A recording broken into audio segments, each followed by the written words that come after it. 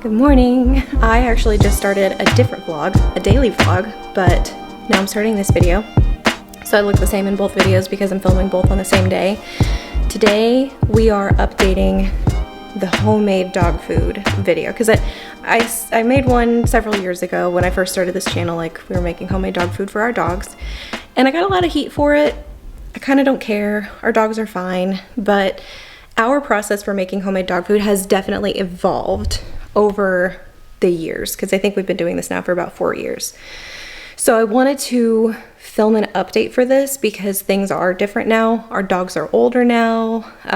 We live in a different place. The world is a different place now. When we first made that video, it was 2020, and getting like raw materials at the grocery store was tricky.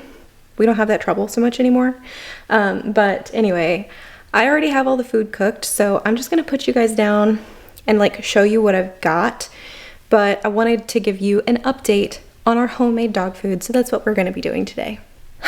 I feel like I shouldn't have to do this, but I'm gonna do it anyway. I'm not a veterinarian, but we have cleared this food with our veterinarian. So our dogs are fine, they're healthy. Actually, their weight is perfect right now, and they're getting really good nutrients in the food that we give them.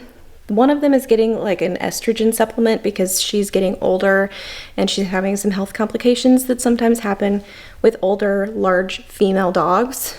Basically, she's peeing and can't control her bladder, but she's getting a different like supplement for that. We give her that with her dinner every day. So it's like it's supposed to be a chewable medication, but she doesn't like to chew them, so we have to hide it in peanut butter. Anyway, our dogs are healthy, they're happy, and that's what matters most to me. So I want to tell you this is what we do. I'm not telling you this is what you have to do, and I'm not asking for advice because we're already getting that from our vet, but I did want to tell you that our process for making dog food has changed because our lives have changed. Our dogs are a little bit older and things are a little bit different now. So there's the disclaimer. Let's actually get into the video now.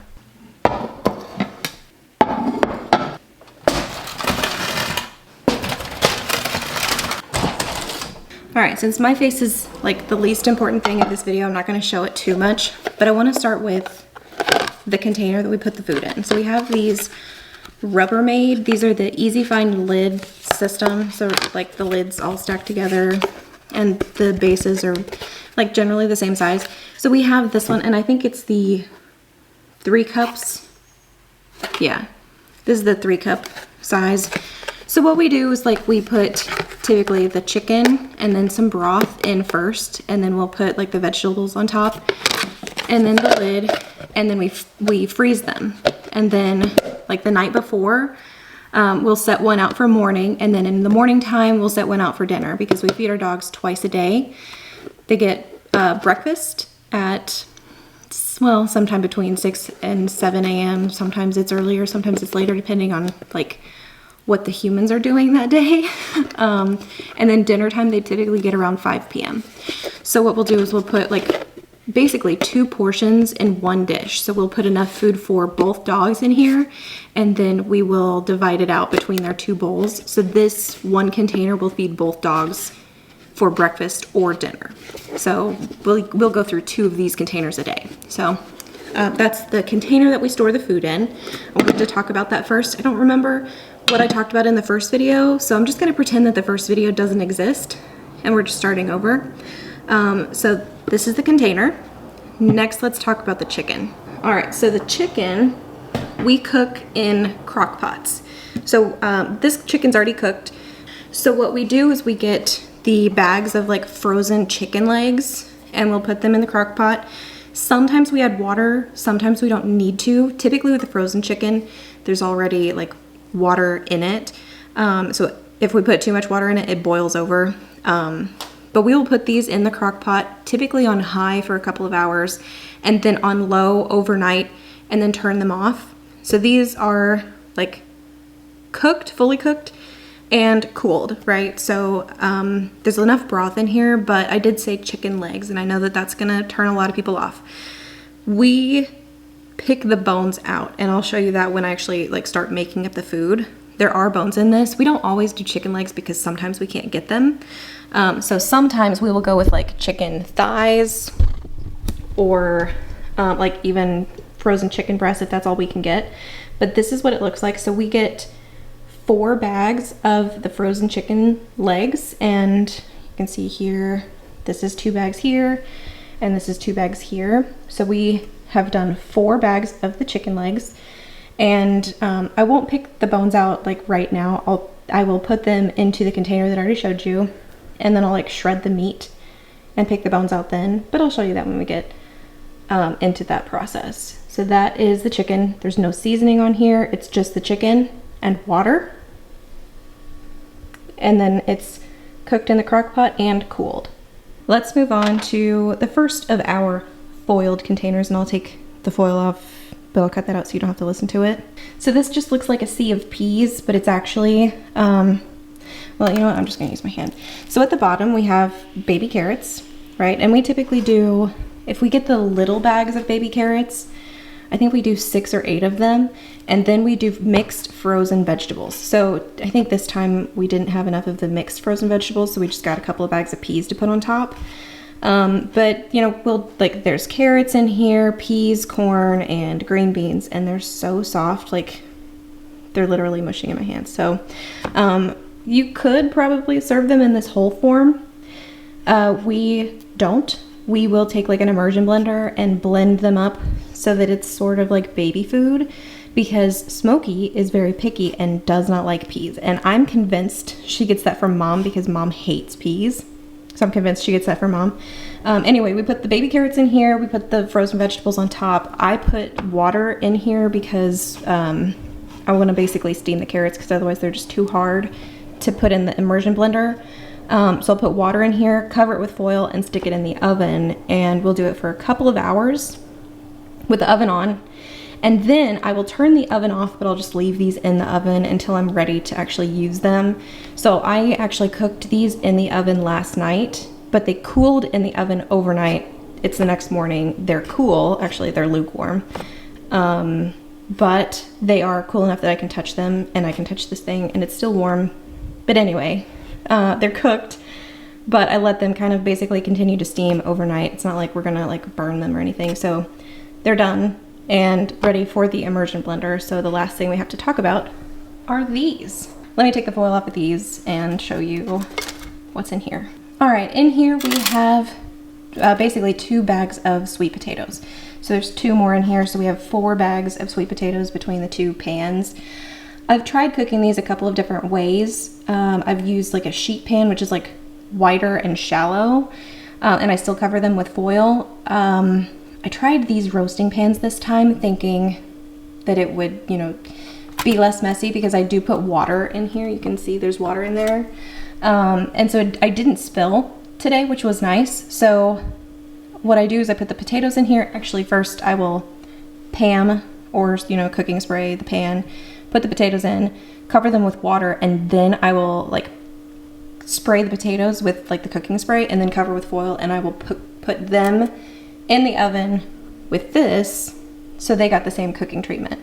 So they are super soft, and the skin comes right off. But I will also put these in the immersion blender, so we'll blend these up separately. So we have potatoes, sweet potatoes. We have our veggies, which is carrots, peas with some corn and green beans. And we have our chicken, and there's a lot of broth in here. So this is like all of our elements of making the dog food.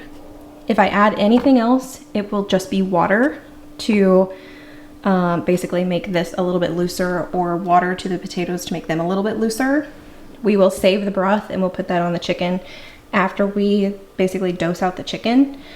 But there's no seasoning in here.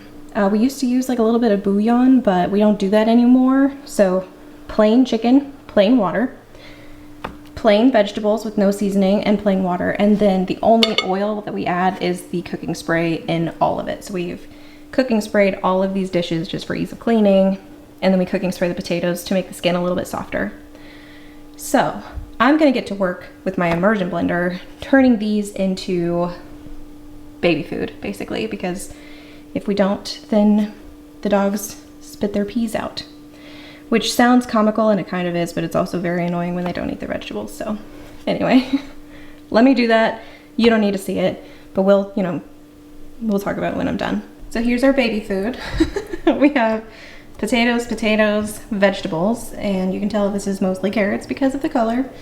I'm actually going to take the potatoes and mix them into this pan, just so there's actually two fewer dishes on the counter. Also, it makes it a little bit easier to dish it out, but sometimes I don't do that. Sometimes this is a little bit more full depending on how many bags of carrots we bought. But sometimes this is more full, so I can't actually mix everything together. That's fine.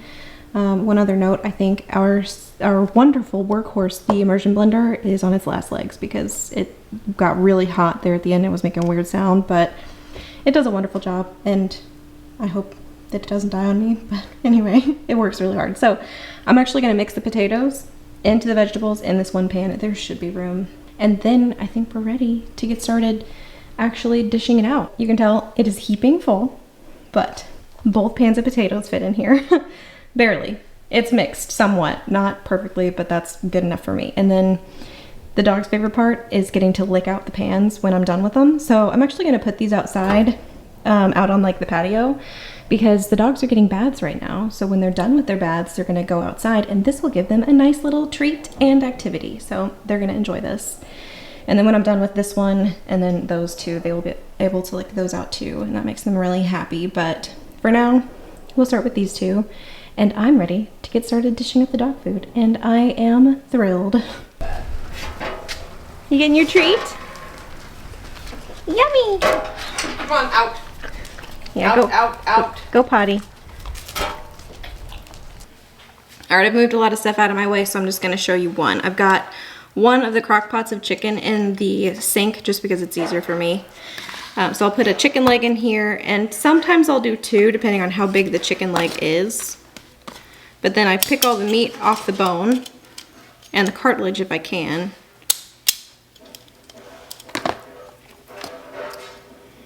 And then the bone I will put in like a Walmart bag. Can you get me a Walmart bag, Mom? Mm-hmm.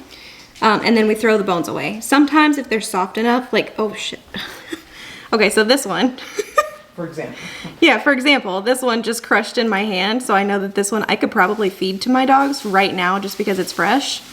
I'm gonna give all of this marrow and stuff that's squeezing out of the bone, I'm gonna give this to Yogi because she's right over here. Come here, babe. Yogi, come here, honey. Because that just crushed like a melted M&M with like a little bit of the candy coating on the outside, but it's so soft. There you go. Okay, so that's one. I've got the Walmart bag here. I'm gonna put the bones in here, but I will shred the chicken. And there's always that second tiny little bone. So I'll put that in there too. But I'll shred the chicken usually using tongs or my hands. You know, what is it they say about cooks in the kitchen? Like your hands are a cook's best tool or whatever. So I always like to have a lot of meat in these dog food portions. So that was a pretty big leg, so I'll look for a smaller one. And if there's not a smaller one, I'll just put a whole one in here and it'll just be a meat heavy meal, and that happens sometimes. So we'll pick the meat off and try to get rid of all of the cartilage because they like that. And then find the other little bone. There it is. Get rid of that. And this one, oh, yeah. See how it's just squishing in my hands? And then Smokey's over here, and she wants some, so we'll give her this. Come here.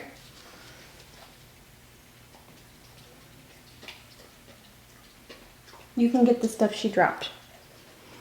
All right, and that is a lot of chicken. What I will do is I will lay all of these meals out on the counter. So I do the chicken first, and then after I've got all the chicken kind of dispersed fairly evenly, then I will go in with the vegetables. But that's one. I'll do all of this, and then I will come back and show you what it looks like when I've got all the chicken doled out, and then we'll do the vegetables next. Switch sides of the island, so we're reversed, but we have all of the chicken doled out into the container, so this is what it looks like right now. We've got our bag of chicken legs, or sorry, chicken bones, and Mom's doing something with it. I want to make a point. We only give them fresh bones, like the really soft parts, this day, like when it's fresh, when they're soft, and then the rest of them to get thrown away. We only give them to them because they're soft. They need the bone meal. It's good for them. But if the bones are old and brittle, they're gonna be a choking hazard and it's a health hazard to the dog. So we don't give them those. But now we have all of the chicken doled out. Not all of these meals are the same. You can see this one's really chicken heavy and this one is a little bit lighter. That's okay, because they're going to be eating all of this in the next 2 weeks. We have 28 meals right here. So if they get a lot of protein one day or in the morning, and then they get something like this the next day, or later in the evening, and you can see this. I want to show you this because I don't want you to think that I'm lying to you. Okay, so this is another one of those bone pieces. I'm gonna go ahead and crush this up. That's just gristle though. No, this was actually like the end of a bone. Yeah. So this part here, it's a little hard. I'm gonna pick that out and throw that away.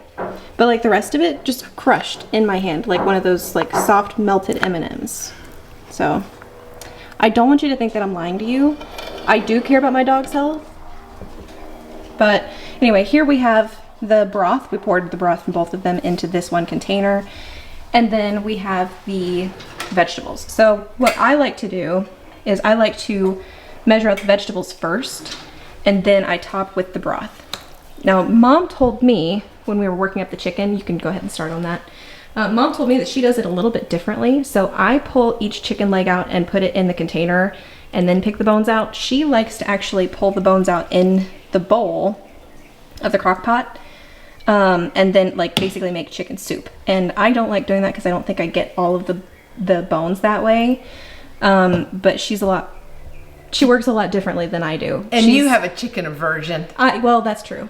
I would call you neurodivergent, and so you have a very different way of doing things than I do. Thanks. I think. So anyway, she's dishing out the vegetables. We're starting with 1 cup for each, what do you want to call this, container, each meal. And so we will go around and give 1 to each container until we get all the way around. And then if there's more, then we'll put more in. But if there's not enough, then we'll just kind of spread it out. Because sometimes the meals are a little bit smaller. They're not always perfect. If you want it to be perfect, you can take the time to weigh them. We're not doing that because this takes enough time as it is.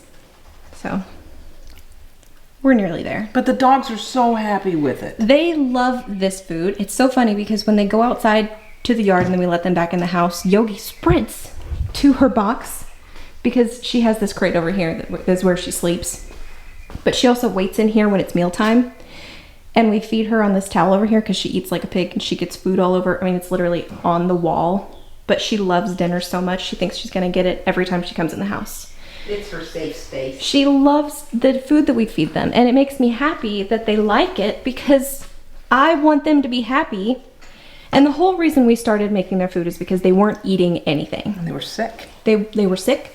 We were trying every dog food at the grocery store or the pet store. Like we couldn't find anything that they would stuff. eat. We tried Blue Buffalo. We tried the Hill Science diet. We tried the Purina, and one of them had bugs in it, and it was gross. And so it was expensive. Yeah, it's not cheap food. So we actually started this because we found bugs in their dry food. So we actually started cooking chicken with rice, and I kind of went from there, and I was like, well, we might as well give them vegetables too. And this is kind of cheap because, like, how much is a bag of chicken at the grocery store? I think we get the chicken legs for like $6 or $7. Okay, so $7 times 4 bags is $28. And then the carrots are about $1 a piece at Aldi, and that's typically where we get them, and we will do 6 to 8 of them. So figure max $8 for the carrots, and then the potatoes are what, $4 a bag? Probably. Times 4 is $12. And they're eating this, and this will last 2 weeks. Yeah. Because this is 28 meals. So this is 28 divided by 2 is 14, and that's 14 days. That's 2 weeks. And we've got 2 big dogs. Yogi weighs almost 40 pounds, and Smokey weighs almost 70 pounds. You are so beautiful, even if you are wet from your bath. But we've got 2 big dogs. If you've got smaller dogs, this is going to last you a whole lot longer. And we've been doing this since 17? No, we've been doing this since 2020. We started before the pandemic, didn't we? No, we didn't. Remember, it was so hard for us to get chicken? Oh. Remember? No. We might have started this in 2019, like in the fall, and then we didn't do the video until 2020. But I think we started this like 2019. I don't know. I'd have to go back and watch that video. Maybe I mentioned it there. Yeah. But it feels like we've at least been doing this 4 years. And it's, you know, part of our routine now. The worst part about it is the dishes, because we have to wash 2 of the crock pot containers and that, and then the 2 roasting pans that I cook the potatoes in. And it's just kind of tedious, but I mean, it's not bad. And our dogs are happy. They're at a really good weight. So, and that's the whole point. The whole point is for them to be happy. And look, she's counter surfing. She's hoping I'll drop something. All right, Mom just made a really good point, and I want to show you before I put the lids on, because we are finishing these up. So you can see here that there is a line around the edge down here where the tip of my finger is, and that's just this line where the ridge is. That is where she basically can tell if I put any more in, when we put the lid on, it's going to squish out. And so that's her, like, this is full line. So this one might be just a little bit too full, but this one over here is perfect. So we've done 1 round of the vegetables on the food, and then we mixed in the rest of the broth into the vegetables so they're a little bit softer, more runny now. But these are done, so I'm going to start putting lids on. Mom has already started on the dishes, so the crock pot lids are clean. We did have some leftover vegetables this time. That doesn't always happen. Sometimes it does. We probably could have spread the meat out a little bit more and made a few more meals and used this up, but what we're going to do is we're just going to freeze this or refrigerate it, because sometimes Smokey gets the midnight snackies and she's hungry around 10 o'clock at night. I really like a snack.